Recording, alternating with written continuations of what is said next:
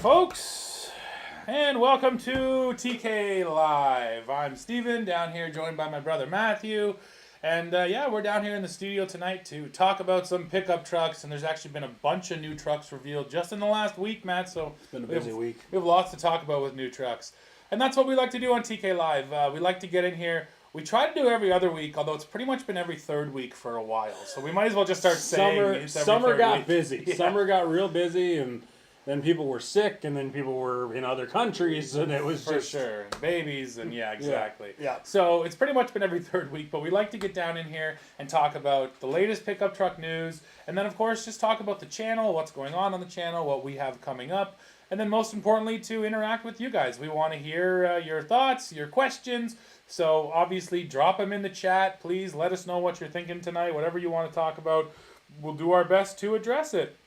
So why don't we? Oh, you know what? We might as well start with hello. Hello to Panama City Beach, and hello to Oshawa, Ontario. One place not so far from us, and one place really far from us. One place we spent some time in a recent video, actually. Yeah, we were just down in Oshawa. We toured the truck plant down there. Chevrolet has the truck plant in Oshawa. That plant holds a unique distinction of being the only Chevy truck plant that builds light-duty 1500s and heavy duties on the same line. And the production is mixed, so you see a 1500 Silverado coming right before a 2500. It was really cool. Yeah, if you guys didn't see that video, go check it out on the channel. So anyways, hello to Oshawa. So yeah, tonight we're going to talk about the Detroit Auto Show and everything that was revealed in Detroit. Detroit now happens in September. This is now the second year that's happened, post-COVID, post it going away for a couple of years. So it was nice to be back down in Detroit to see the show. It's certainly not what it once was, just in terms of most of the German manufacturers aren't there. Not all of the Japanese manufacturers are there. But the big three show up in a big way. That's their hometown show. They certainly haven't abandoned Detroit, and I think they go out of their way to make sure they have big debuts bring news, for Detroit. Bring excitement, bring all the new stuff so you can see it. Yeah, precisely, right? Yeah. So on that note, I think the biggest headline out of Detroit had to be 2024 Ford F-150. That was a big one. This is a mid-cycle refresh, so it's not a brand new truck, but a lot of little things they updated. So why don't we already throw up a photo here. Here's the brand new Tremor. The first thing you're going to see is just sort of the new style in general. They call it the coast-to-coast grill. That's the way the grill kind of wraps around the headlights now, so it kind of incorporates them. That styling has been brought to a whole bunch of the different F-150s, and I think it looks kind of cool. It's a little bit different, and again, that's what this is. It's an update. They needed it to be just a little different so it doesn't look like today's truck. Yeah. Now, the other big Tremor update, well, it's staring you right in the face. Well, at least it just was. It's a Warren winch, 12,000 pound Warren winch, which comes from the dealership, goes right up there on the front bumper. Here, sorry, I'll bring the photo back. It's not sort of integrated into the bumper. It sort of sits up on top of it. It's sort of It doesn't sort of anything. It sits on top of the bumper. That's a fair point. It looks a lot like the new Jeep Wrangler, to be honest. One thing they did, which was nice, is they integrated the camera and the parking sensors into that bumper. So even though you have the winch there, the camera gets a relocate kit, so it goes up right in front of the winch. Okay. So essentially, you don't still lose get any the nose camera. Yeah, you don't lose any I follow. stock functionality, which was pretty cool. I know one of the biggest things I saw this week in terms of the response to that package was a lot of people were like, "Hey, every other brand managed to integrate it. What the hell, Ford?" And it was a little like it's not weird to me. I'm like, yeah, cool. It's there. It's accessible. If I'm buried and I need it, I'm right there. I'm not digging around in the mud down low to find it. Say on the one that comes to mind right away is a Power Wagon. It's down real low, but yeah, it's kind of like it's a factory truck. Maybe we could have done just a hair better with the styling. I don't know. You know what? I would right away say that, yeah, maybe they just straight up couldn't. It's sort of hard to say what's underneath right behind that grill, and maybe they just didn't have the space for it, right? Yeah. Again, it looks very like the new Wrangler as well, and that's sort of what I think the story was with the Wrangler. They just couldn't actually find the space. Yeah. And adding that bar, that like you said, the coast to coast bar there in the middle, I like it. Yeah, here I'll show the next iteration of it. This is the new Raptor. So again, looks kind of like the old Raptor, but that new grille, bit of a new front fascia. It's nice looking, right? Yeah. So the story with Raptor is sort of interesting. You can still get the Raptor with the high output 3.5 EcoBoost, or you can get the Raptor R, which is the supercharged V8. So you still have both cool powertrain options. You still have 35s or the optional 37s, which is pretty epic. And that's actually what Ford focused on, is the 37s. And I actually learned this. So previously, the Fox live valve shocks that they used, they only adjusted compression damping on the fly. Okay. So the compression would change as the truck was driving, but the rebound was passive. The rebound was set it and forget it. And now that has changed, but only for the 37s. If you get the 37s, you now have active compression damping and rebound damping, which essentially should just result in better wheel control. It should result in more contact with the ground. And as Ford put it, it should make the truck faster in the desert. Because going faster in the desert is somewhat about power. That truck. Well, not just, you're right, but somewhat about power, but also mostly about suspension. You can go crazy with horsepower, but if your suspension can't keep up, it doesn't matter. Yeah. And you're right, that's and absolutely it's only with the 37s. Right, so if you get the 35s, okay, there's not a big change compared to today's Raptor, so it's set up to deal with the more unsprung weight. Also true. Okay, I was thinking that too. When you first said it, I was like, who cares? And now I'm like, okay, heavier assembly, bouncing, yeah, okay, I kind of get it. That does make sense. Correct. We don't typically have the kind of terrain to test at those speeds that would matter, sadly. Yeah. But if you are that guy, then yeah, I guess that does make sense. That's actually pretty cool. Sure. We'll keep going on F-150, but again, just a stop for shout-outs. Hey to Madison, Wisconsin, and hello to Russell, Ontario. We appreciate you guys Lots watching. of Ontario areas tonight. Yeah, Thanks, folks. Love that. Hometown. Yeah, that's the nice thing about Detroit for us, is it's about a 4-hour, 5-hour drive, so it's no big deal to hop down there, and we love driving down to Detroit. Done that drive many, many, many times. That last stretch through Windsor when you just feel like you're in the prairies. Yeah, And then you see the Ren Center looming in the distance. That you do. So here is the other new addition to the Ford lineup. This is the brand new Ford F-150 Platinum Plus. Oh, goodness. There's a new luxury trim. So they've got rid of the Limited. And again, we can be honest about this. I think people were always confused about which truck is actually the best, Platinum or Limited, because Platinum sounds like it should be the top trim, and yet Limited was above it. So I think Ford said, let's make this simple. Now you have Platinum and Platinum Plus. God. So anyways, Platinum Plus, new luxury features. Oh, actually, there's not a lot of new luxury features. It's mostly just, it's different materials. It's, I think, a smoked truffle interior, they call it, because of course they do. Yeah, it is. Good on them for simplifying. You know, instead of going the General Motors route where you just keep throwing words at it. Yeah, exactly. So well, that's it, right? Denali Ultimate, and that's sort of the joke, is eventually where can you go from there? So now we're at Platinum and Platinum Plus. Yeah, and what what did Ram do? Elite. They added Elite on top of it. Exactly. Oh, goodness gracious. But yeah, new luxury trim. I don't even want to know what that's worth, do I? Gorgeous truck, of course. But yes, this is a $100,000 truck. In Canada, it starts just over 100. In the States, I think it's just under. Starts over 100. Yeah, Ooh. it's pretty wild. But so there you go. So you have the new luxury trim there. It does look sharp on some the interior. overall new features. One of the ones I definitely want to make a big deal of, head-up display. This is actually the first F-150 ever to get head-up display.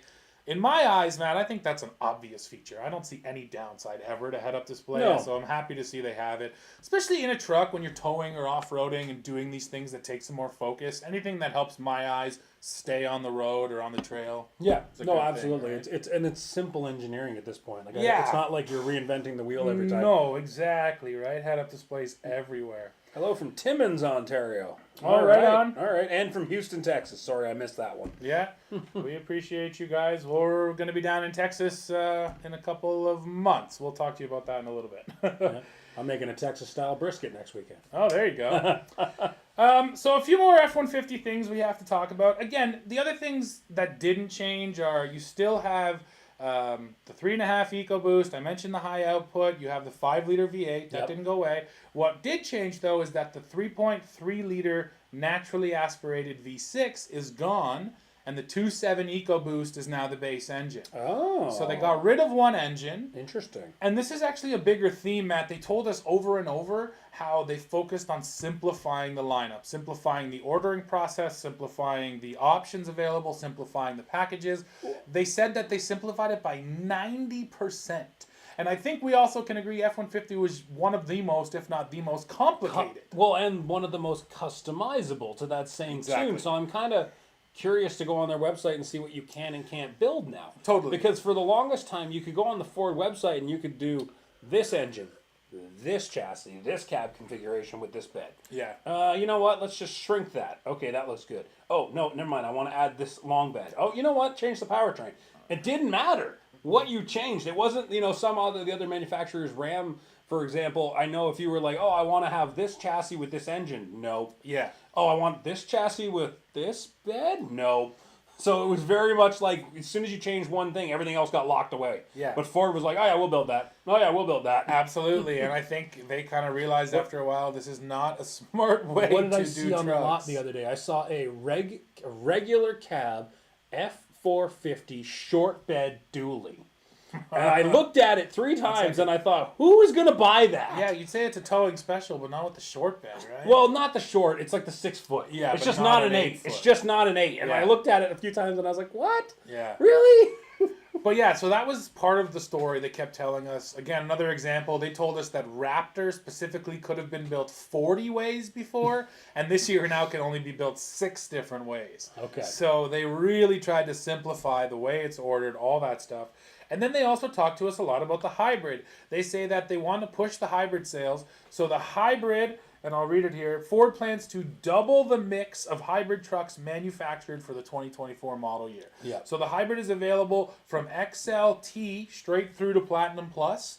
And now they're also going to make it the same price as the 3.5 liter EcoBoost. So the upgrade to 3.5 liter EcoBoost is hybrid is going to be same price. So basically, it's almost no cost hybrid if you think about it that way. Okay, right? okay. Because it's the same as EcoBoost. So they really want to push the hybrid. Again, another story that we heard is that customers who had ordered hybrids are waiting for them. They're not actually ever getting those trucks. So I think Ford is responding to the demand. At least that's what they're telling us, and pumping up the hybrids. It's like that 1 month a year where you get the no charge diesel upgrade. It's they're eating into their own margins to make it more accessible or to sell more. But I mean, sell more. Yeah. A little of slightly fewer carbon emissions every year certainly aren't hurting us. And that also might be a part of it is their fleet fuel economy average. If you push out more hybrids, their fleet fuel economy average will go down. So that could definitely be exactly. a part of it too. And I don't know if you're ready to talk about it yet, but we've had several questions about this. Yeah. Let's talk about the new tailgate. Yeah, the tailgate's a big deal. It's interesting. I promise we were getting there because Yeah. I actually pulled photos of all of the fancy tailgates because I actually want to compare, Matt. So let's do it right now. Okay. So let me bring up my... Right, so if you've ever thought to yourself, do I really need a fancy tailgate that articulates, splits, breaks down into multiple different doors? Well, we're going to talk about all 3 brands and what they offer. We'll try and get the names right because we were practicing beforehand and we were butchering it. But we will do our best to get them right. I've already made mistakes of the names a couple times as well. Sorry, just give me 1 second here to find my tailgate. All right, well, while you're photos. doing that, I'll scan through some questions here. How does the new Lightning package look? I think we've got a good photo of it somewhere we can pull up. We'll get back to that one later in the show. I thought the blacked out looked really cool. It looked really good. Yeah, I think the in interesting person. the interesting thing about it, and I'm not sure, to be totally honest, if this is a common thing in the industry, but it was a 3M matte black wrap. So it's actually a black painted truck, and then 3M provides the wrap, and then there was actually a wrap. Now the wrap comes with a 3-year warranty. So that was interesting. And when I was up close, I guess this is probably a nod to 3M. When I was up close to it, I didn't realize it was a wrap until I read that it was. So it looked really good. It looked pro. Did Ford remove the dynamic bending headlights from the Tremor and make them only available on the Platinum now? I don't know the answer to that. Yeah, neither do I. I It doesn't come to mind that they mentioned it. Yeah, so you'd have to maybe talk to a Ford specialist on that one. Or try maybe build and price tool. Yeah, that's fair, actually. If you get on their website and do the build and price, you might be able to see that type of information. Okay, here we go. Pro Access Tailgate is coming up right now. I don't need any fancy tailgates. I just want affordable trucks. Oh my god. Ben Allen, I agree with you. Yeah, we can talk. We're going to talk about pricing in a minute. I don't too. even need a damn tailgate. I don't give a damn. Yeah. To bring the price down, let's do it. It's a fair point, man, because that was the one thing also, you can't get rid of a base engine and make it more powerful without then bringing up the price. So that was the one downside to the whole get rid of the V6 thing, is the base price came up. So sorry, one follow-up question on that truck. Yeah. Is the wrap coming from the factory? Yes, that is correct. 3M will be wrapping them, or they will be 3M wrapping them at the factory. That is my understanding, yes. I do Okay. not believe it's a dealership deal. Now, they're only building 2,000 of them as well, so it's pre-exclusive. Okay. Well, maybe 3M can handle doing that many Yeah, for them. if it's such a short run, then it's not a big deal. Yeah, to I do don't it. Okay. know for sure, but I don't. It's definitely. I would have said if it was a dealer added accessory. Okay. Anyways, finally, here we go. All right, sorry, drum I had to roll. grab my photos. Here is the Ford Pro Access tailgate. In the original video, like Matt said, I called it the Pro Assist tailgate. So essentially, it's a little door inside the tailgate. I call it kind of like a 20-60-20 split because you actually have little parts of the tailgate that stay on either side when you open the door. It allows you to get right up to the bumper, to access things inside your bed. And then the other kind of hook with it that Ford is really pushing us is that it allows you to get into your bed while you have a trailer on. You can see it in this shot here. You actually can have the trailer, assuming the hitch isn't super close, or the tongue for the jack. And you can open the door and still kind of get up into your bed. As anyone knows, most trailers, you're either doing the tailgate in a 3/4 position, or it's hitting the trailer, Yeah. or you're just not open. You're doing your best not to wreck your tailgate while opening it. Yeah, Yes. so that's the thinking here. Now, it's only hinged on one side. It's only hinged on the passenger side, which is also sort of an interesting decision because if you're street parked, that means it's going to be opening into the street rather than to the curb. But their explanation was if the driver needs to quickly pop out and get something, they go down the driver's side of the truck and they're able to get in quickly to it. And then, of course, it is just a regular tailgate as well, so you don't lose sort of the regular functionality to it. But, yeah, it's a different take, certainly, than the other manufacturers. I have questions. Sure. What do you Because I think? haven't seen it in person. You guys saw it, you played with it, you felt it. Yeah, Okay. So the two side doors don't open. right, You just get that little flap in the middle. Correct. The 60, as you called it. right. So 60% of that thing opens. Okay. All right, I follow. And they also talked about how Is they there... Sorry. no, Is there an additional frame underneath it, similar to the Ram frame? very similar to the Ram. You can see Okay. it right at the back. There's this extra steel reinforcement for the frame. Okay. Because that's the other thing. They talked about how when that little door is open, you can sit on top of it and it can't bend at all. And, Okay, and okay. they're like, so you have to add some reinforcement. So yeah, the back end of the truck is sort of reinforced as well. Yeah, I don't hate it. Like, right off the hop, I'm not like, oh, that's the dumbest thing I've ever seen. Yeah, I can see the usefulness of it, but Yeah. it's to me, I guess it seems It's kind of very singularly very useful. niche Yeah, useful. singularly useful. It's only good for sort of one thing. And so now, why don't we just quickly bring up the other tailgates? Because, you know what, we'll start with the Ram. So here's an example of the Ram split tailgate. Now you can see this has the one door open, but the other door opens on this tailgate Yes. as well. So it opens kind of full barn door style at the back end.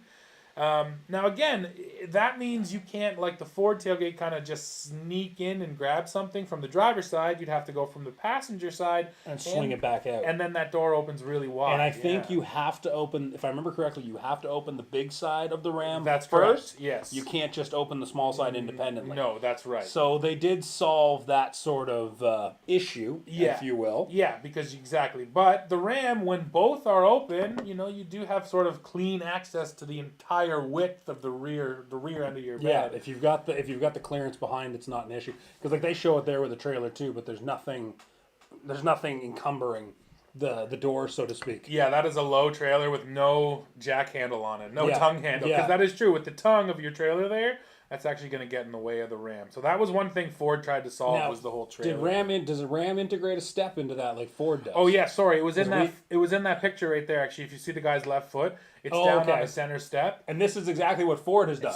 Ford ripped that off from Ram almost Yeah, exactly. so it's a kick down. Exactly. It's a kick down step. Yeah. So you open the mid door on the Ford, kick down step, and I saw that they integrated a handle into the top side of it or something. Yep, exactly. There's Okay. a little handle just on the inside of Pro Access that allows you to climb up just a little bit easier. Sorry, I didn't get a picture of that step. No, it's okay. You can picture it. It looks exactly the same as the Ram step. You are right. It's a little kick down step, just kind of left of center, so to speak. Yeah, exactly. So now I guess let's it's still fresh in our minds. Let's pull up the last tailgate and the tailgate. The one that we can't remember the name of. This is the GMC Sierra Multi-Pro tailgate. Multi-Pro. And on Chevys it's Multi-Flex. Okay. So Multi-Pro, again, it's funny because these are all tailgates in a tailgate, but Multi-Pro, the tailgate folds down rather than side to side, right? Yes. That's the main difference. And it creates a staircase too with that little flap. Right. So Multi-Pro doesn't allow you to get as close to the rear end of your truck as the other two. Yeah, you it still cuts have about 2/3 maybe of the width. Exactly, but you're not quite as close. But on the flip side, Multi-Pro, it has many different functions. It can be a step. One of my favorite ones, and I pulled the picture here. The little workbench. It can be a workbench or a load stop. You see it's got the little load stop fin up there. So it can be a little load stopper. The load stopper can be up when the tailgate's fully down as well. To me, I can already say it, I like Multi-Pro the best. I think that the functionality is there because there's multiple things you can do with it. Whereas the side-to-side tailgates to me are kind of a one-trick pony. All it really does is allow you to get up close to the rear of your truck. And then the step with Ford, you don't get the classic Ford step with that new tailgate. There's not enough space in there for it. They did away with it. So that step is gone. So when you're using your truck as just a regular tailgate, you can't get to the center step, and you don't have oh my goodness, the big step anymore. I didn't So even think of that. actually, you have no step when using it as a regular tailgate. And the other thing I actually couldn't believe is that did they add a corner step? No corner step. GMC or no corner anybody? step. Oh my goodness. Which is wild because the Super Duty got the corner step. So Super Duty ripped it from GM, put it in the bumper. I couldn't believe that Ford didn't take the corner step for F-150. It seems so obvious, and yet they didn't do it. So there you go. Swing and a miss is what I'm going to say on that one. The tailgate wars. The other things. Now I will say though, in the GM world, you get the Multi-Flex, Multi-Pro, Pro-Matic 4000 tailgate. When you hit that button and you forgot that your trailer hitch is in, Jeez. that's an expensive button to press. That happened to me. I did it. I hit the 2. I watched it articulate. It started to go, and I took 3 steps, and I went, "Oh, expletive deleted," and I caught it. Yeah. Because I was like, that was nearly a very expensive mistake. Yeah, that is fair. So that is one downside of Multi-Pro for sure. Is it just whacks right into the hitch. Yeah. Oh man. So yeah, there you go. The other thing we failed to mention though too on the Ford tailgate that I can't forget because I love them are integrated tie downs on the tailgate. I think that's really smart. On the gate. On the edges of the tailgate. Yeah, Okay, and that's not new cool. for 24. No, that's cool. I love those. Yep. ATVs and snowmobiles especially sleds, right? You always get the rear end sticking out the back. Yeah. It's nice to be able to tie it down right at the back end of the truck. And then C-clamp pockets. They still have those little C-clamp pockets. So if you're actually trying to clamp some lumber down to your tailgate or something, they allow those in there too. And the integrated ruler on the Ford tailgate. So Ford has a couple other tricks there too. So I do like their tailgates, the Ford, but yeah, to me, the tailgate wars at the moment, I lean towards GM. But at the same time, I also agree, you don't need a fancy tailgate. Yeah. Come on. Okay, I haven't been ignoring you guys. I wanted to get through all that before I scrolled back on the tailgate questions here. Sure, yeah. Let's. You can scroll back up and read some. All right. First of all, Bush Cream says that we are his favorite YouTube channel. Oh, appreciate and he you, says man. that his entire house is decked out in Truck King merchandise. Sweet, love it. Yeah, dude, that's awesome. Thank you. Let's talk more about that later. But what do you consider an affordable truck? That's a fun question to get into later. How do the tailgates hold up for people who actually use them for work? I seem to always tweak my tailgates by dropping pallets on them. don't get one of these. Yeah. You're going to pay through the nose to fix them. It's fair, man. I mean, I can't comment directly on how it holds up because, yeah, I can't say we've dumped a bunch of weight on it. And the truth is, you could dump a bunch of weight on it once, but you got to do it over and over and over and over. Yeah. I can definitely see a day where that Ram tailgate would start to droop a little, or maybe the Ford tailgate. So, yeah, I would say if you're consistently loading heavy weights onto your gate, Yeah. I'd probably steer clear. So I owned a Honda Ridgeline for a time, just about 2 years. And I'll never forget, I'd owned it for months and months, and we were moving some stuff from my place to the cottage or back, it doesn't matter.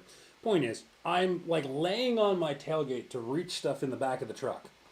And then I stood up and I was like, oh, my back's bugging me. This is going to be a long day. And then I went, this tailgate swings out.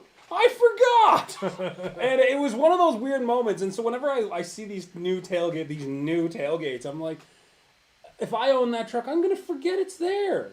I'm just going to drop the thing. Yeah. And I'm going to get up into the bed like I normally would, or reach up and grab what I need. Like that once in a blue moon that I remember I have that feature available to me. I will be like, oh yeah, I can swing this out of the way and do what I got to do. Great. But literally, I owned that Ridgeline 2 years. I think I used it twice. And once was I remembered, and once was because somebody said, hey, what's this arrow mean? Oh, here, let me show you. That's funny.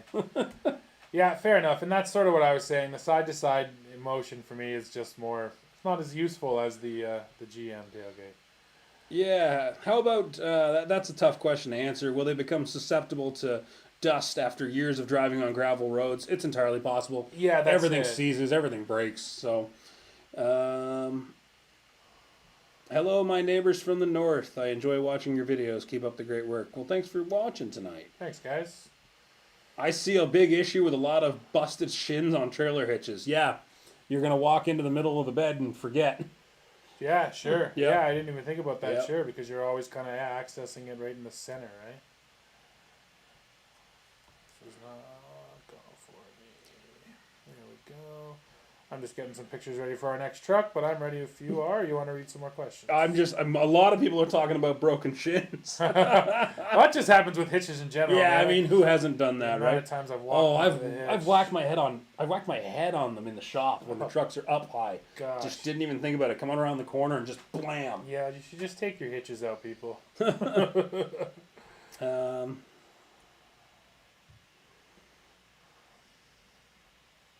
Yeah, Ford really screwed up by getting rid of the traditional Ford step. I don't disagree. Yeah, so just to be clear again, it is still available in other tailgates. Yeah. They didn't get rid of it, but in the new Pro Access tailgate, you cannot get it. B&W hitch has a special hitch for the Multi-Pro. I don't Oh, think that's they, cool. Well, we have one. Yeah, the BMW has that It's storage it feature. hides away. I mean, they didn't make it for that truck. That existed before that tailgate. Yeah, they'd be We- smart if we they had marketed those hitches it that for way, though. years, It'd but be smart if they marketed that way. yeah, they are great. When are y'all gonna off-road a dually? Let's do that one, and then we'll dive back into what we got. That's a beautiful question. I mean, who in their right mind off-roads a dually? What else can I say besides it would be fun, but we do try to base our tests in reality, as much as I like doing ridiculous things. And I really don't know how much of the actual truck buying public is off-roading a dually. If you're off-roading an HD, there's plenty of options, but probably don't want a dually. Yeah. There you go. But I would love to put some big all-terrains on a dually. Yeah, all right, guys. We got lots of other good questions. I've kind of set them aside in my head. We will come right back. We got more stuff to talk about from Detroit. Yeah, well, why don't we jump to the brand new, or once again updated, 2024 Jeep Gladiator. Because, yes, they've updated the Gladiator. Now, essentially what they did, if everyone was paying attention here to our channel, you would have seen my 2024 Jeep Wrangler review. They brought lots of updates to the Wrangler. They basically went ahead and they brought all of those updates over to the Gladiator. Yeah. No surprise there. It does look a little bit different, Matt, but again, the styling change is not massive. They call it a new grille, but again, it's hard to spot from even from close up that it's a different looking truck. Looks like the same grill they've had for 100 years. It has to be. It's a 7-slot grill, right? And the old I know. story of it's a Jeep. You can only change the styling on a Jeep so much, and so they didn't go too crazy with it. Yeah, I think it looks good. The other thing you may or may not notice, but it is there, is that there's no more antenna. They used to have an old school antenna. The antenna's Okay. gone now, and it's Interesting. integrated into the windshield. So Yep. one other kind of styling thing there. So that's just on the looks, but I'll show you the other place the Gladiator really changed, and that is in the interior, because you now have a integrated 12-inch touchscreen in the Wow. Gladiator. So they really brought the interior, into the modern world. However, if you look under that 12-inch touchscreen, that stuff is all the exact same as it is today. Yeah. So this Hasn't changed at all underneath. this is not an overhaul by any means. This was a lot of little things to, like I said, just update the Gladiator, bring it into the modern world. And speaking of modern world, this to me is a huge deal, Matt. Side curtain airbags. Wranglers have never had side curtain airbags. Neither have Gladiators. Now they both do. That's a big deal. Honestly, we can thank Ford for that. The Bronco. Yeah. The Bronco showed up and said, "Here, Jeep, here's how you do side curtains in a vehicle where the roof comes off." And then Jeep said, "Dang, now we have to do it." But hey, you can never complain about more safety. Exactly. Especially lots of people put their kids in the back seats of their Wranglers. So nice to have the side curtains now. And then one other cool feature is this. This is the Jeep, I believe they're called the Adventure Guides. So they build in 62 trails into your nav system, and it gives you all the information for that trail. So how tough the trail will be, what the conditions are, what you need on your vehicle to do it.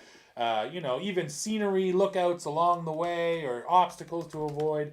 So you get 62 trails standard. You can get up to 3,000 trails, but you have to subscribe. But if you subscribe, you get access to 3,000 trails. So you open up the trail on your nav, you hit navigate me there, directions pop up, it takes you there, it takes you through the whole trail, takes you home. Jeep is trying to make this off-roading experience even more holistic. They've always handled the vehicular end of things, but they have never planned your trip for you. Well, now they're trying to get more involved in planning those off-road adventures. Interesting. I just wanted to see where all the trails are. Because you asked the same question we did, which are how many are in Canada? How many are close to me? The answer to that is 3 in Canada. So I guess 2 in BC, 1 in Alberta. No, if I haven't looked at them myself. If Okay. I remember correctly, it's 1 BC, 1 Ontario, 1 Quebec. But not a lot here in Canada, sadly. We complained about that right away. Yeah. So for all our Canadians, we want our adventure guides. But they're across the states, man. And let's be honest, there's not a lot of kind of name brand famous off-road trails in Canada. Not like Hell's Revenge in Moab or the Rubicon Trail or Hatfield and McCoy. Like these are well-known trail systems. We don't really have that. We don't to the have best of that my because knowledge. Forgive me to our American friends, but everything is owned in the United States. It's fair. So you have to go to these trails. And those trails are that usually on private BLM or exactly. government Whereas managed land. where we sit right now, we can go hop in the Jeep and we can drive an hour and a half northeast to Bancroft, where there's about 1,800 kilometers of logging and fire access route. Sure. That we can just go beat the crap out of all day. That's it. And have fun. But they're not the different. Bancroft super duper ultra luxury, bear attack trail. yeah, I don't know. No, that's fair. So it is a different kind of monster up here north of the border. So we'll see if they add some more trails. But still, cool feature, right? No, it is cool. Other things on the Gladiator. First of all, we knew this a long time ago, but just sort of reconfirming, the diesel's gone. So now that the diesel's gone, there's only one engine. There's only the 3.6 Pentastar. They And never. the 390. No, it's there's going no away? 392 Gladiator. 392. I was Yeah. going to say 4. Like you. But 392 was only ever Wrangler too. It never came to Gladiator. Oh. So Gladiator just has V6 now. They didn't do a 2-liter turbo for Gladiator. They didn't do the Extreme Recon package with the 35-inch tires for It doesn't. Gladiator. You can't do the 4xe. No 4xe. In No, Gladiator. no, Wow. right now, yeah. All So right. that's sort of the thing, right? It's just the 3.6, which is okay. It's not much. It's not a great engine. I think it's fairly reliable at this Yes. point because it's been in there forever and it's been in a million Chrysler products. They've been building it 17 years. A long time. It's in every minivan since like 2005. So there's one positive you can say for it, but it's not the most powerful engine out there. So that's sort of underwhelming. It would have been nice for them to do more with Gladiator, but this really felt like hey, we did it to Wrangler, throw it over there. But again, the other thing they didn't do, Wrangler got the full float axle. They didn't do the full float rear axle on Gladiator either, which I was a little surprised at, especially because maybe they could have taken the chance to somehow boost the tow rating then as well. I believe it's still 7,600 pounds on Gladiator. So a couple things they didn't do, but they did sort of just enough. Keep it updated. And if you let me search right here too, I can read the other package that they updated, which I appreciate, is the Willys package, because the Willys is a bit more of a base off-road package. So if you get the Willys now, where is my Willys stuff here? You now get the standard rear locking diff on the Willys. The Willys only ever used to get the limited slip. So that's sort of a big deal. And then the other thing is they've integrated, or they brought along AEV as a partner now. So you can order AEV parts, that's American Expedition Vehicles, for your Wrangler or your Gladiator, and specifically on the Willys. So you can load it up with super cool steel bumpers and rock rails and all kinds of cool things. So that's nice. What else did they do? They also added, Matt, 2 new trim levels. At the top, they added Rubicon X and Mojave X. So Rubicon and Mojave are the best off-road trims. Mojave's high-speed off-road. Rubicon is slow-speed rock crawling.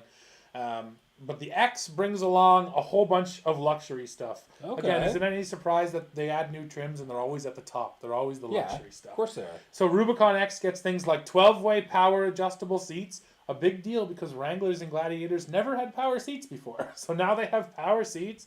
9-speaker Alpine audio system, Napa leather, heated seats and steering wheel, Park Sense Park Assist, steel front bumpers, the integrated front camera, body color fender flares, the integrated Bluetooth speaker, which is in the back seat and pops out and you can take it with you. So again, it's like if you want your Rubicon, but you want the nicest Rubicon filled with leather and nice options, you get the X. I'm in a real cynical mood tonight.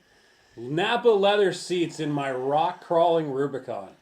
Come on, man! It's me. Just ignore me. I hear you, and we hear it in the comments a lot. I've seen a bunch of people write in there already saying, "Yeah, all this stuff's getting more expensive," and it is, man. And again, just like Platinum Plus, when they bring out new trims, it's so rare that we see the more basic trims these days. The new trims are always at the top. Yep, always at the top. So I think that's just about it for Gladiator on the update. Again, nice update, not a big deal. Kept the manual transmission, so we still have a not dead yet. Gladiator with the manual, which is nice. Appreciate that out of Jeep. So it was cool to see new Gladiator, and that was in Detroit. F-150 rolled out the day before Detroit, and then Gladiator was one of the big sort of Detroit reveals on the floor, which was cool. Yeah, there's a couple people in the chat here saying, Jeep Gladiator, big letdown, only the one engine option. Somebody actually called it Zippy the Wonder Slug. Don't know where that came from, but I liked it. No, yeah, it's fair, man. Why in the world are the trail guides a subscription? So you get, what did we say? You get 60 base maps? Yeah, 62 of them are built in, which I believe they call the Hero Trails. Okay, so if you want all of them, 3,000 of them, you pay. But otherwise, you get those base maps. But once again, we can mention that subscription is also becoming so common now. Almost every brand has a subscription-based service, not for off-roading, but for accessing things on an app or accessing things in your vehicle. So in-car subscriptions is a brave new world too, but it's super common. So it's not just Ford doing that or Jeep. Yeah.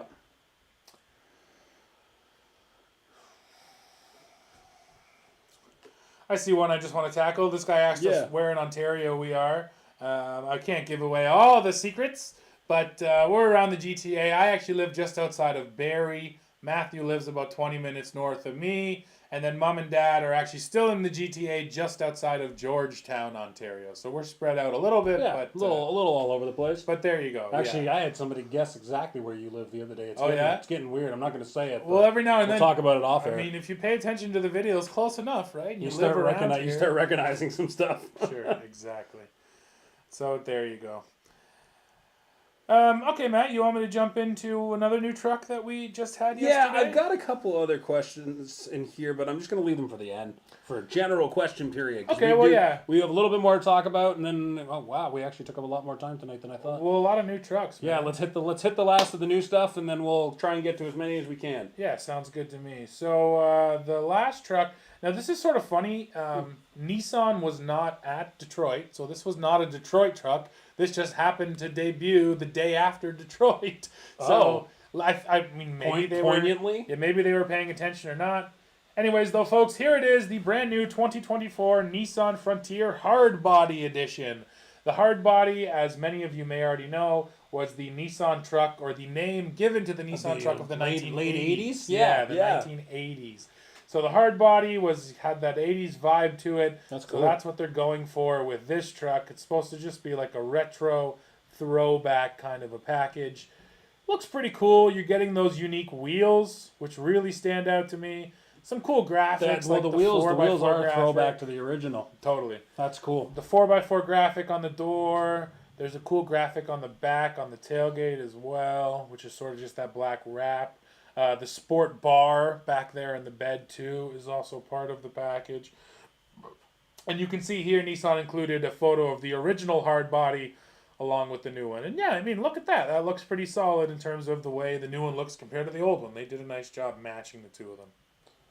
So I mentioned they're 17-inch alloy wheels. You're also getting an aluminum skid plate, the black over fenders, a bunch of black accents, the 4x4 logos that I mentioned as well, Nissan logo on the back tailgate. And this isn't, again, a huge update for Frontier. This is actually kind of leads the update for 2024 is this new model. But I don't know. Let us know what you think. Hardbody edition. I personally wasn't around for initial hard bodies. They're before my time.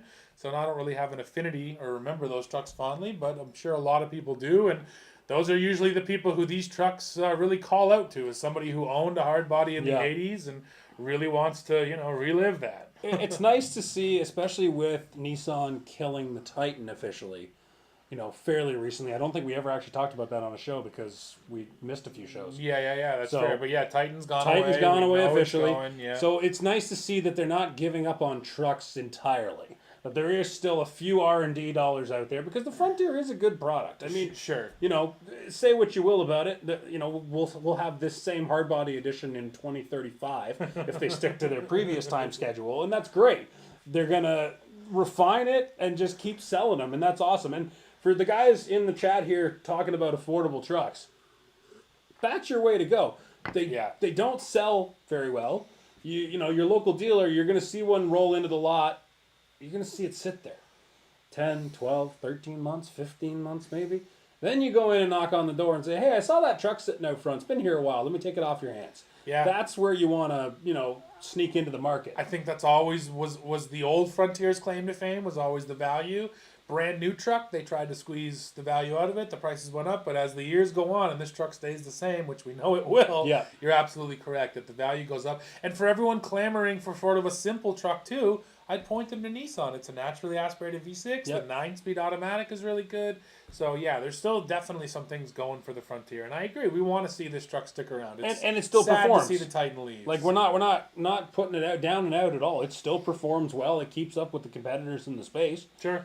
Maybe it doesn't do everything quite as well or quite as much or quite as flashy. But, for what you're paying for and what you get, it's a solid vehicle. Yeah, absolutely. So I can mention a couple prices now, speaking about it. The hard body limited edition package is $3,890. So not crazy. However... Is it a 4-door only? That's exactly what I was getting to. Yeah, just 3 people have asked. And it's a miss. So you can only get the hard body on the SV Crew Cab 4x4, which is hilarious because, again, let me re-pull the photo. The original was not. Yeah, the original is the little King Cab. I can't believe they didn't offer it on the King Cab. And that's, again, one of the good things about the Frontier is they still have a King Cab. General Motors and Ford have gone Crew Cab only. So, again, if you want the shorter cab, Toyota and Nissan are now your only choices. So I was a little surprised to see that they didn't offer it on the King Cab. Didn't give it the nod. Now, is that Canada only or across all models? So right sometimes now, in the States you can get a different cab configuration. So all of the information we're looking at right here is actually U.S. only. Okay. I actually reached out to Nissan Canada and they said we don't have any information on this at the moment. Gotcha. So maybe they don't know exactly what they're doing with it yet or didn't have pricing or whatever. So. Yeah. But let me just touch on this map because you're right. Frontier S King Cab 2-wheel drive starts at $29,770 in the U.S. So it's a truck for under $30,000. Now that's the most basic version. But still, if you go all the way up to the Frontier SL Crew Cab, you're talking $42,640. And that's not bad. Low 40s for a fully loaded midsize truck. Yeah, it actually that's not bad. feels okay. Like for a fully loaded Ranger, your 70s. It can go up there, yeah. Well, Raptor, yes. Well, yeah, I don't okay, think fair the enough. luxury one is that much, but the Raptor's crazy expensive, and But the luxury ones are up there too. you're still the talking. Canyon Denali is up there, 60s and 70s. Yeah, you're still probably talking a disparity of 20 grand, and you're Yeah. getting a fully loaded Frontier. And I should I think actually, even the Tacoma's in the 50s at least for Yeah. a fully loaded one. Maybe not TRD Pro. I should mention too. So that's the SL grade, and that's actually a new grade too for 2024. So they added a new luxury grade, of course. It gets LED lighting, leather seats, a Fender 10-speaker audio system, and basically what they said is a lot of people are buying these things anyway. So let's bundle them into the package. We'll call it the new SL trim that sits on top of the line. So we also got a new luxury trim. Surprise, surprise. But that's about it. Oh, one other little thing. People mentioned subscriptions, so I'll mention it. Nissan Connect services. At the moment, when you buy a Frontier, you get it for 6 months for free. Now you're going to get it for 3 years for free. So obviously people were complaining People complain to them like they did to everybody that else. Nissan said, let's build it in for 3 years. Yeah. And again, frankly, a lot of people replace their vehicles every 3 years. So a lot of customers might never need to deal with that. So Yeah. I think to people complaining about subscription services, that's a nod to exactly that. Oh man, I can see my buddy Craig Cole over there in the comments. What's going on, Craig Cole? Myrna. Howard, he's out tonight actually. Mom and Dad are out with their fifth wheel. They're doing a little mini tiny vacation. What they like to do before they do their big road trip in the winter is go do like a little test trip just to make sure the trailer's all good and everything's working as it should. Yeah. So Howard's out partying tonight. Everyone say hi to him for us. Hopefully he's not drinking too much. He likes to party sometimes, especially Sometimes. when we're not around to keep him in check. Gets into it hard. There's nobody there to make fun of him. Okay, so yeah, those are the three big trucks from Detroit: F-150, Frontier, and Gladiator. Someone mentioned it. We also saw the new Acadia.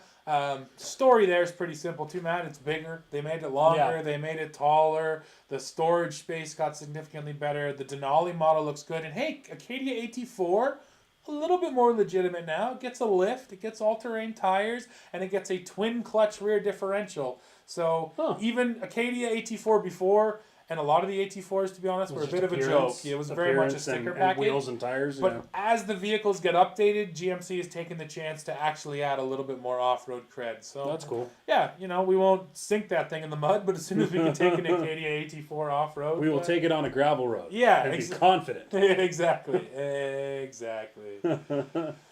Mr. says he can see a lot of those Jeep speakers going missing real quick. Oh yeah, totally. I'll lose mine. Yeah, instantly. Yeah. The little Bluetooth speakers. Yeah. Toyota did that too. The new Tacoma's got the Bluetooth pop out speaker. in the dash there. Yeah. Yeah, and same thing. You can imagine that they're going to get lost. Can I tether it to my immobilizer? If the speaker's not plugged in, the truck doesn't start. For me, anyway. Not everybody. Yeah, I don't know. Matt, I actually want to backtrack really quickly. Sure. To the F-150 because there's one bit of information I have here we have to talk about because we've been talking about pricing. I apologize to my American friends. I didn't get the U.S. detailed price list, but I got the detailed Canadian pricing. Okay. So for all my Canadians, listen up real quick. We're going to talk about 2024 F-150 pricing because I do think it's a little out of hand. All right, you ready for this, Matt? Yep. The base F-150 in Canada, which is the XL 4x2 regular cab, will sell for $49,655. So basically 50 grand is where the F-150 starts in Canada. Let's go up to a sort of regular person's truck, let's call it. Crew cab. If you go for a crew cab, XLT 4x4, that's going to sell for $67,225 in Canada. We've jumped 17,000. Correct. Now you move up to the Platinum. Platinum Plus is going to sell for $107,740. So we've jumped from base truck to there. We've jumped. Let me look there. $50,000. Sorry, that's correct. And then, Matthew, the Raptor here in Canada starts at $106,000. But if you want the Raptor R, that'll cost you an extra 41 grand. What? So that'll be $147,000. Correct. 150 G's for a Raptor R. $147,000. Now, to be fair, the Raptor R was that expensive before. Woo! So I'm actually less mad about that and more mad about that starting price creeping up to 50 grand. that just doesn't sit right with me thinking that the F-150, the most basic version, starts at 50. But that's where we're at now, and that's Okay. and again, you're getting more in the basic version. There's more standard features, standard 36-gallon fuel tanks, standard class 4 hitch receiver, standard 2.7 EcoBoost. All of that said, though, it still hurts, and this is what's happening to us. They're squeezing us even My more. goodness. The top end keeps going up, and the bottom end is following. So yeah, it's Now, is the thinking being, if you break down Maverick V Ranger V F-150, is that the thinking now? That you're actually truly paying for the capability again? No longer just packages? maybe because, like I said, there's more built into the base truck, right, than Yeah. ever before. And I don't have the numbers all off the top of my head, but it's kind of basically, and again, these are Canadian centric. Yeah. Mavericks around 30, Rangers around 40, F-150s around 50. That's sort of how it feels now at the lowest end of it, you know? Yeah. So yeah, they have to keep them separate, but there you go. There's the Canadian F-150 prices. React how you will. I thought it was a lot. You can make weird noises like I do. Yeah, I thought it was a lot. It's a lot. Yeah. It's certainly not cheap. My goodness. Yeah, exactly. All right. Well, Ford direct question: have you guys heard if the Ranger Tremor is coming? We asked about it on the launch because we've only seen Ranger. We haven't driven it yet, but that is also coming. We were just with Ford in Detroit. November timing, we should be driving the Ranger. At the launch, it was one of these. It was, hey, what's going on with the Tremor? We don't talk about future product, but stay tuned for details, with a big smile on their face. So One of those. Tremor's coming, but I think Ford, to be honest, I think they took a second to pump up the Raptor. Let's just really go hard on the Raptor, and then I would guess 2024 or 2025 model year, I should say. I bet we'll see a Tremor. So sadly, I think you got to wait a little bit, but give it a year, and I would definitely expect Tremor to be back in Ranger. Yeah. Not a total confirmation, but I think it's almost a safe bet. Because once again, we can't all afford these crazy top-end trucks. We need middle-of-the-range off-road options. That's one of the reasons I like the Colorado Trail Boss. A little bit more of a middle-of-the-range off-roader. Yeah, the 392 Wrangler does still exist. It is still out there. Yeah. You can still get them. We were just saying that you can't get that in the Gladiator right. earlier. But man, 392 Wrangler is amazing. And just because we haven't talked about EVs at all tonight, I'm curious how the F-150 Lightning's battery range is affected in your neck of the woods in winter in Canada. Yes, a lot. I mean, obviously not just us. Anywhere where it's cold, and any battery and anything, the winter affects it. We did our testing with the F-150 in the first week of January, and we were seeing, 50 to 100 kilometers come off the overall range easily when it was quite cold outside. So. Okay, here's a fun one. And the heat, too. I should say that, and I don't have personal experience. You might know more than me. If you live in somewhere where it regularly gets to 100 degrees, I take it, or 40 or 50 Celsius. Overheating issues. I take it that also sucks your range down, too. Yep. Not to mention air conditioning. Yeah, if the concrete's melting, the battery's not happy either. All right, so here's a fun one. Inverted aerials, thank you for hanging out with us tonight. You've asked a ton of questions, and I appreciate that. I have a question for TK. I live in Halifax. Hurricane Lee, knocking on our door currently. Darn. I volunteer for SAR. Forgive me, I don't know what that is. Search and rescue? Oh, good call. Good call, probably. What truck would you choose? Ram Power Wagon, F-250 Tremor, Jeep Gladiator Rubicon, or an F-150 Tremor? So in my head, it's actually Power a pretty simple. wagon. Yeah, it's a simple answer. The answer's Power Wagon. The answer's always However, I will just throw one however in.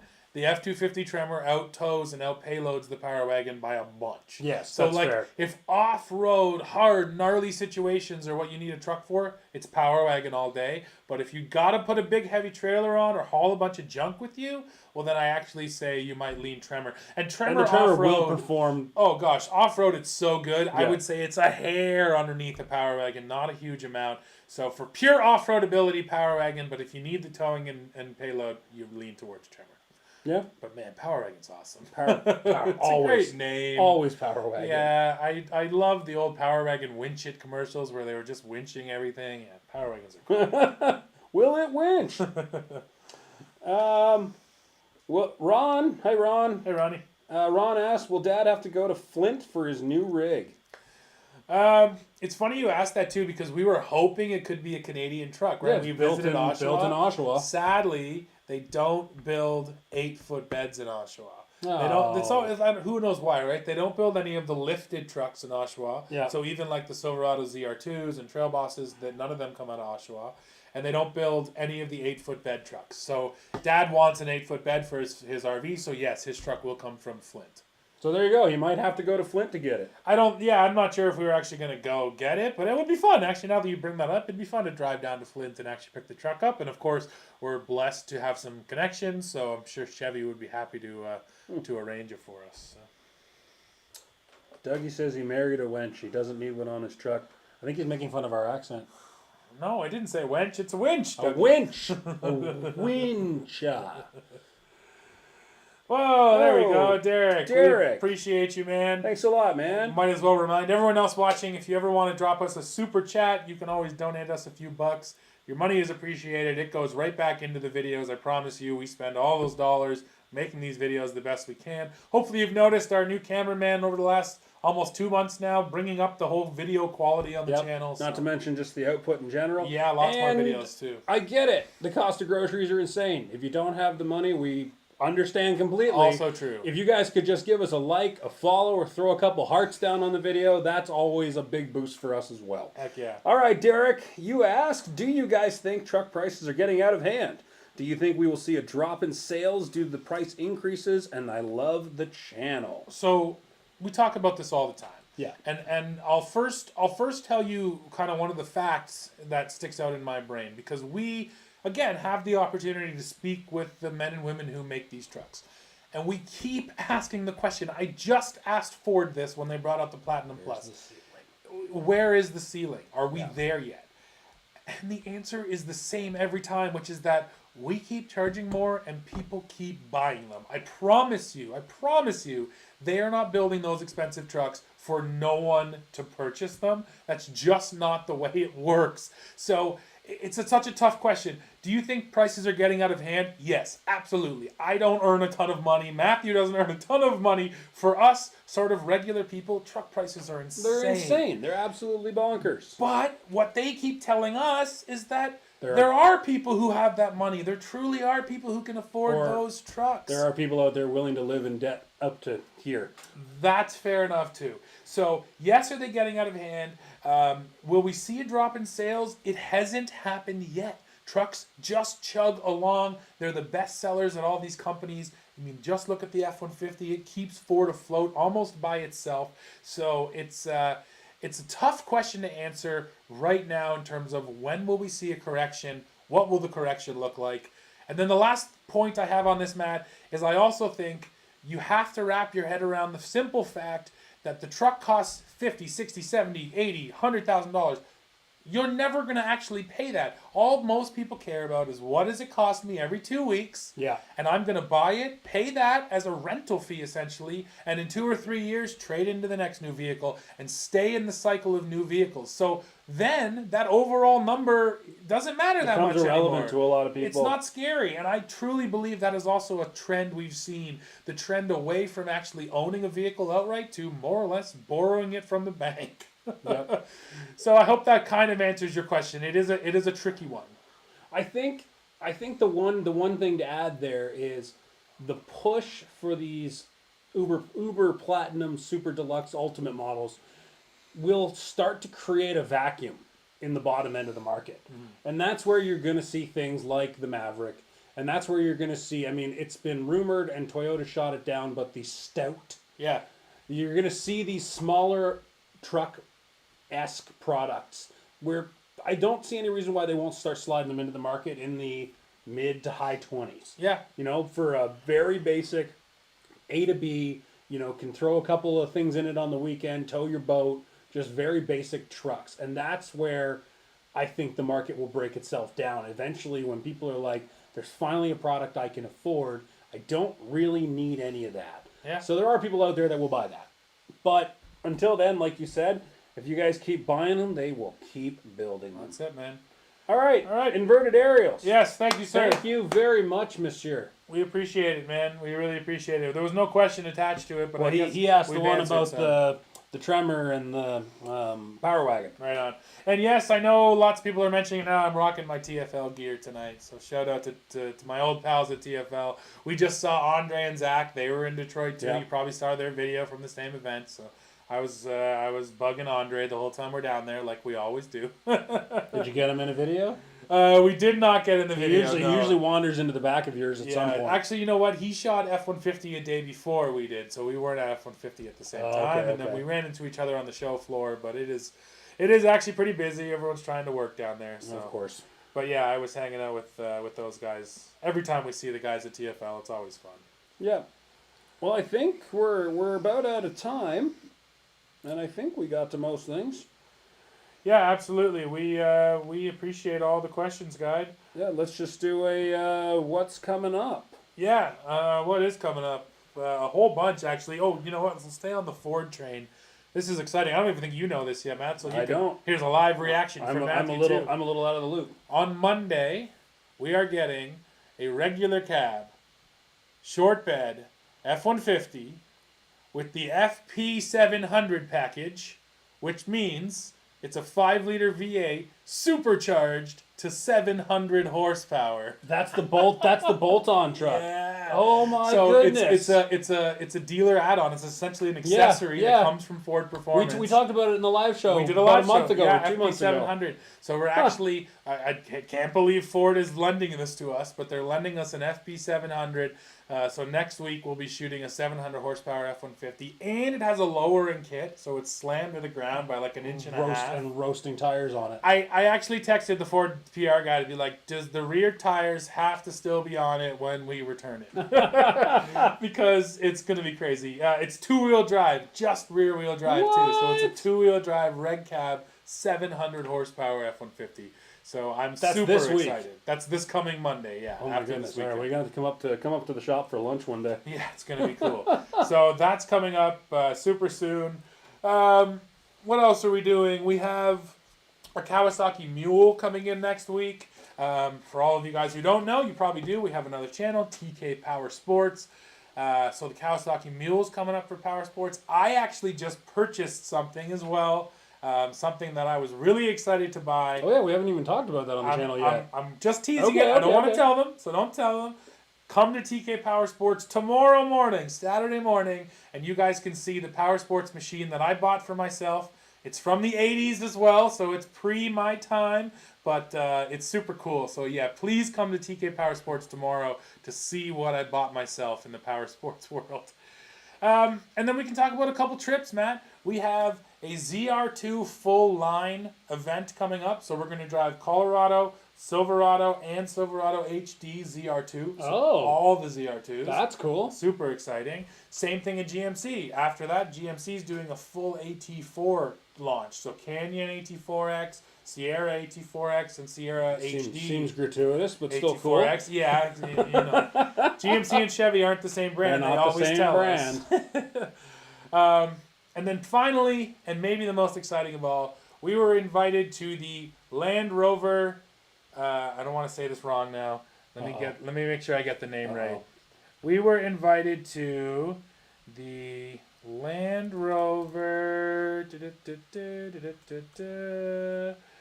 Trophy Off-Road Competition. So this is happening near Austin, Texas at the beginning of November.